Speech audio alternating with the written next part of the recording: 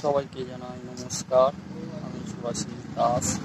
এক মালিক শুয়ে আছে, শরীরটা মালিকের ভালো নয়। আপনারা সবাই আশীর্বাদ করুন যাতে মালিক তাড়াতাড়ি সুস্থ হয়ে যায়। আমি এখন আছি ম্যানেজমেন্ট।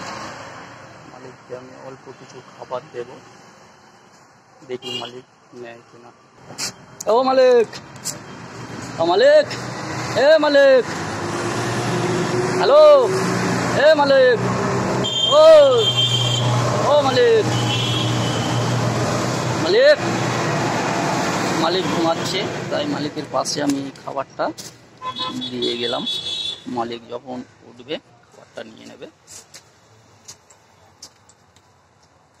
মালিকের পাশে আমি খাবারটা দিয়ে গেলাম। মালিক ঘুমাচ্ছে, মালিকের খাবারটা আমি দিয়ে গেলাম। মালিক যখন উঠবে খাবারটাও মালিক খেয়ে নেবে।